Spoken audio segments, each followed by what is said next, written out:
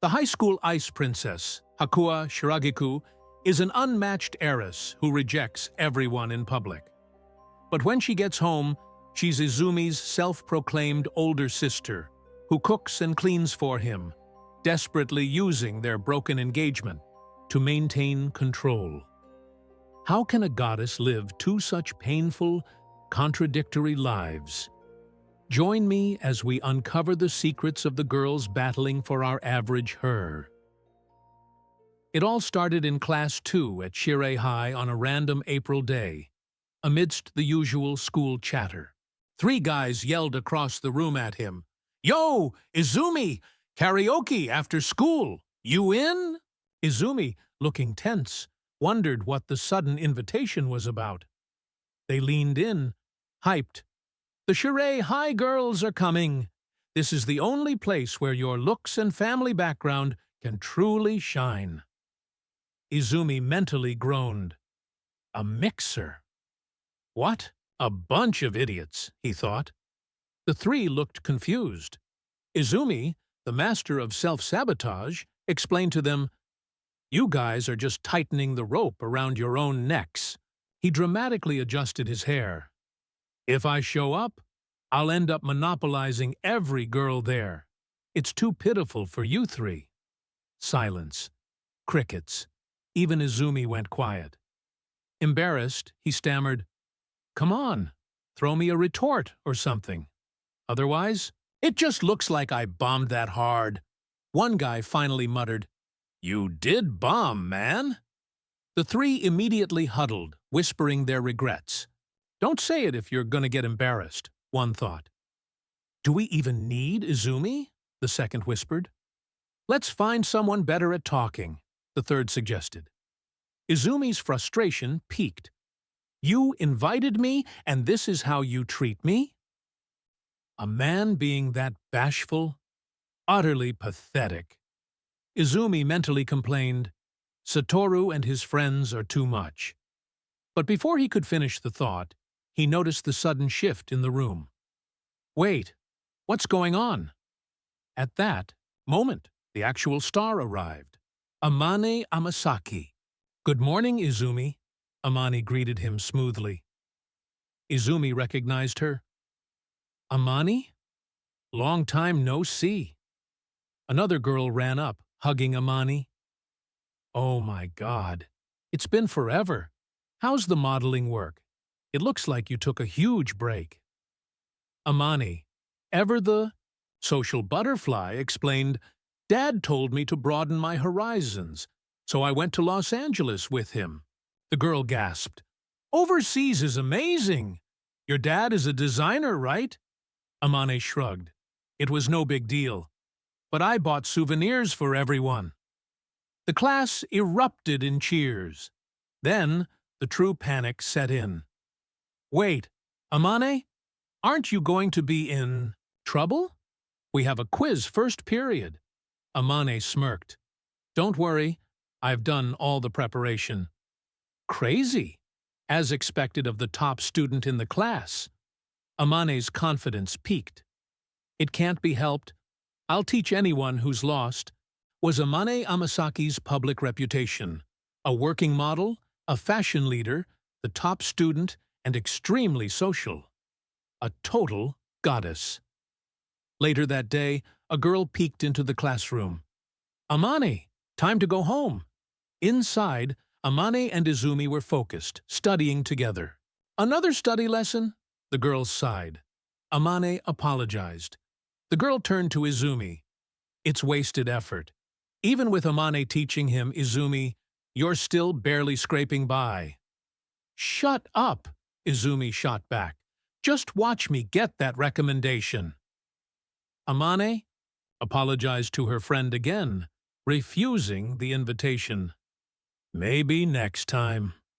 The girl complimented Izumi on his hard work, adding, "I kind of pity him." As she left, she praised Amane once more. "Such a goddess. Don't cause her too much trouble, Izumi." The moment the door closed, Amane slammed her head on the desk in desperation. "I'm so sorry, Izumi. Please, don't pity me." You have to teach me how to study." Izumi sighed. "How long are you going to keep pretending to be a model student?" "It's already too late to stop," she wailed. The pressure of perfection had trapped her. She became a prisoner of her own success, relying entirely on Izumi to maintain the lie. Izumi wondered why everyone kept falling for it. A flashback showed him handing Amane notes after she'd been absent. The truth? Amane was so busy with work. She was on the verge of repeating a year last summer. Since then, Izumi has been her secret tutor, drilling key points into her between jobs. Izumi thought back to her boasting, "I'll teach anyone who was lost." The lie started when her grades went up and she got full of herself. Now she can't back out. "You did the same thing again today," Izumi pointed out. "I just can't say no when people ask me," Amane admitted. This perfectly illustrates the halo effect in social dynamics. Because Amane is beautiful, popular, and a model, people assume she must also be intelligent and competent. Her initial, minor grade improvement was instantly amplified into top student status by her peers' expectations. Back in the present, Izumi narrated a formula. He had to admit, even if she was faking the honor student part, the fact that she was absorbed enough to actually teach other people was impressive. Amane must have been smart to begin with, and she works hard, squeezing in study time. The bell rang. "That's it for today," Izumi said. "I have work afterward." Amane looked up at him. "Are you the one pretending to be dumb and unable to back out of it?" Izumi smiled faintly. "I could get really good grades when I try, but life's just easier when nobody expects anything from me." He added, "Just watching you work hard is more than enough for me." Amane became flustered, grabbing his shirt. With an almost crying face, she pleaded, "Don't tell anyone that I'm the one being taught. You're the only person I show my weak side to." Izumi gave her a reassuring look. "I know." "That's all I wanted to say," Amane whispered. Izumi then left the classroom. Left alone, Amane sighed, muttering, "Good grief." Then she kicked her feet while sitting on the chair with the notes. "He totally likes me," she thought. "He wouldn't go this far just for a friend." The heroine race has begun, and the odds are immediately stacked. The first contender believes the target is already hers. She wondered if this meant it was mutual love. If one of them confessed, they would definitely be together. However, she worried that she had never gone out with a boy before, and if they became a couple, things might get awkward. Frustrated, Amane slammed her hand on the desk and declared that there was no need to rush. She thought to herself that she was the one who truly saw Izumi's charm. But even if there was no competition, the situation was just far too frustrating. The scene shifted to the assembly grounds. Students were gathered, and the usual speaker was droning on, delivering words most considered just more meaningless blabbering. Everyone was half asleep until the speaker announced the next segment. The atmosphere changed instantly. A word from the student council president, Shiragiku. Hakuwa stepped forward, a figure of absolute grace, and asked everyone to settle down. "I am Shiragiku, the student council president. The sports festival will be next month. Especially for the first years, you might be getting used to school, life, and letting your guard down." As Hakuwa spoke, the students were mesmerized. "Shiragiku-senpai is dazzling again today," one whispered. "Even Yoshino-senpai from the basketball club got rejected by her," another added. "It's what you expect from the Ice Princess." A student pointed out to Izumi, "Hakuwa is the heiress of the famous Shiragiku confectionery, and with her beauty and top national exam rankings, She's unmatched. Izumi thought to himself, she's completely like a flower on a high cliff, far out of our league. Hakua continued, carelessness can lead to injury. Let's all work together to make this a memorable sports festival. With that, she ended her flawless address and left the stage. As she stepped down, she paused, gave a glance toward Izumi, and smiled. Izumi said nothing. The speaker resumed, but the introduction of a new formidable contender was complete. The scene shifted again. Izumi entered his apartment, calling out, "I'm home," as he removed his shoes. "Welcome back from work," Shiragiku greeted him.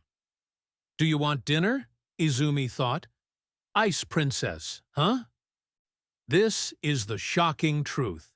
Hakua Shiragiku, the perfect ice princess, lived next door and often dropped by to cook dinner for him. Both of their families ran major companies, and their parents had once decided they would be engaged. However, Izumi was no longer the heir of his family, and the relationship, chosen for political reasons, should have been nothing more than his former fiancée. She was already beside the table with dinner prepared, Izumi thought. At least, that's how it was supposed to be. Shiragiku called out to him and reached out for a welcome home hug. Izumi responded, greeting her politely. She pouted, then smiled brightly and patted him, saying, "There, well done." Izumi grew frustrated. To hide their former engagement, they avoided interacting at school as much as possible. He was a high school student, yet the face she showed him when they were alone hadn't changed since middle school. "You'll always be like a little brother to me, Izumi-kun," Shiragiku said. Even so, Izumi found her presence overwhelming. Trying to regain composure, he told himself to get it together and gently pushed her away. Shiragiku suggested, "Let's eat before the food gets cold," Izumi thought. Her sense of personal distance is completely off in private. After washing the dishes, Izumi apologized for always troubling her. Shiragiku replied, "It's fine. I was already making my own dinner anyway." Then she remarked, "Older sisters naturally want to spoil their younger brothers," which genuinely surprised Izumi. She then asked him teasingly, "Is there something you should say about my cooking?" Startled, Izumi replied, "It was really delicious. I'm sorry for not saying something so simple." Shiragiku pouted and pressed. "How delicious was it?" Izumi gave the only answer he could think of. "It was the best in the world." This left her shocked and flustered. Shiragiku ran out of the house, slamming the door, declaring, "I'll make it for you every day from tomorrow." Izumi muttered, "That's way too much. I'll feel bad." Glancing at the beef stew she had prepared, he thought, "She's way too fired up." Outside, Shiragiku stood happily. She thought, "I secured another big win today." This is a textbook example of a life and wife strategy. Shiragiku is leveraging the comfort and intimacy of their former engagement to completely take over his domestic life. She is building an unassailable position in his daily routine, a kind of domestic siege warfare. She reflected that she had forced her way past her parents' opposition, pulled strings to secure the room next to Izumi, and now, with spare keys, there was no way for any other girl to wedge herself into his life. Shiragiku thought back to middle school, remembering that Izumi had been the only one who saw her not as the daughter of a big corporation, but simply as a girl. They had understood something about each other back then. But ever since he lost that position, things between them had felt painful. Still, she believed she was the only one who truly understood him. Resolutely, she promised herself, "I will wait for Izumi, and someday when I inherit my father's will, I will definitely stand by his side until the end. The scene then shifted to Izumi, sitting alone during lunch. He reflected on how all the students had split into the bento group and the store-buying group. He reflected that no one would ever guess that this lunch was actually handmade by Hakua Shiragiku. In his thoughts, he heard her voice. "Hear you. Go, Izumi. Today's portion." He continued thinking that even though he felt bad about relying on her every day, it was honestly a huge help for someone living alone. He finally decided to eat. Suddenly, he heard someone yelling not to come near Inori and saw Satoru. Izumi wondered, what is Satoru even doing now? The scene shifted to Satoru on his knees, calling out to Izumi. Haru Kasuga explained that a man with a filthy, lustrous face had been trying to approach Inori. Izumi then saw Inori and kicked Satoru inside the classroom, saying that it was probably his fault. He asked why the two of them were in the second-year classroom. Izumi thought, despite being first years, they were already famous around the school. Inori, with her adorable aura, was super popular with the boys, the little angel, while Haru, the crazy dog who bit to protect Inori, was the little devil. By some twist of fate, both were also his club juniors. Inori asked, "Senpai, are we having club today?" Izumi replied, "You could have just messaged me." Inori added, "We're both free today." And Izumi agreed that it would be a club day. They both acknowledged this. Inori then asked if he had read the book she had recommended the other day. Izumi apologized, explaining, "I bought it, but I haven't gotten around to reading it yet." Suddenly, Haru, the little devil, blocked Izumi, physically stepping between them. Surprised, Izumi exclaimed, "Haru!" Haru glared. "Don't get all lovey-dovey with Inori.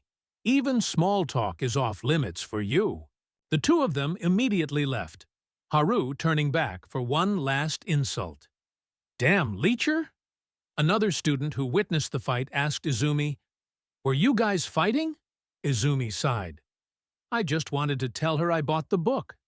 The girl commented, "Wow, that's rough." Finally, the bell rang. They all gathered in the library preparation room, sitting and reading books. Izumi reflected that their literature club was barely a club, just a small circle of 3 people reading and chatting. He had originally been the only member left and planned to dissolve the club. But by chance, 2 new first-years had joined, so the club had to continue. And here we see the true, chaotic equilibrium of the literature club, a delicate system designed entirely around Izumi's attention.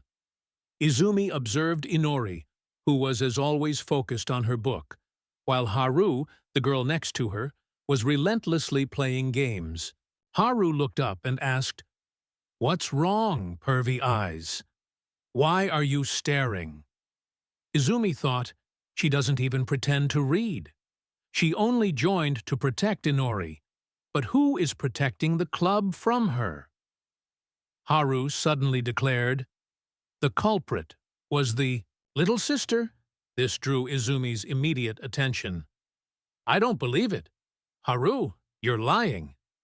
He slammed his book shut. "She is not the culprit. You know I hate spoilers." Haru insisted, "I hate spoilers too, but you should not make me paranoid for no reason, Izumi." Izumi complained, "You're spending club time gaming and neglecting your club junior. Do you even know what this club is supposed to be?" Annoyed by her habit of toying with him for amusement, Izumi stood up, pulled a chair, and dragged it closer to Haru. Flustered, Izumi confronted her. "You always treat me like an enemy and forbid me from going near Inori. You know, Haru, I'm starting to think you might be deliberately trying to get my attention." Inori watched the entire exchange without intervening. Izumi took it a step further, reaching out and gently touching Haru's chin, teasing her. "You simply cannot be honest, can you?" Haru became visibly flustered, blushing bright red. Izumi backed off and sat away from her, issuing a final warning. "If you keep acting like that, someone might jump you one day." Haru, fully frustrated, grabbed a book and threw it at Izumi, yelling at him. Izumi, unfazed, told her, "If that hit would knock some sense into you, you should fix your attitude." But the impact was harder than he expected, knocking him down. Haru shouted, "You pervert! Go die!" Inori followed Haru as she stormed out. Izumi got up, thinking that he had expected a more classic comeback, but realized he had gone too far this time. He picked up the book Haru had thrown and noticed it was the same one he had been reading. This is the core of the tsundere dynamic, a fascinating psychological defense mechanism. Haru's actions completely missed the point. She had read ahead just to be on the same page as Izumi, but her desperate need to hide her feelings resulted in throwing a book at the guy she secretly cares about. She wanted him to fuss over her. That badly. Haru protested her reputation, but a brief flashback appeared in her thoughts. She remembered a middle school scene, calling herself a punk who got carried away just because a boy looked pretty. Izumi had been there, interjecting, "How far are you going? The little kittens are already scared." He got lightly beaten by two other guys after saying this. Back in the present, Haru lamented that even though she called it fate, he didn't remember her at all. He treated Inori all lovey-dovey, while treating her completely differently, as always, which was deeply frustrating. The scene then shifted to Izumi entering the school the next morning. A girl was standing ahead of him. Someone whispered to Amane, who was nearby, "He's right there." Amane replied nervously, insisting, "It wasn't like that."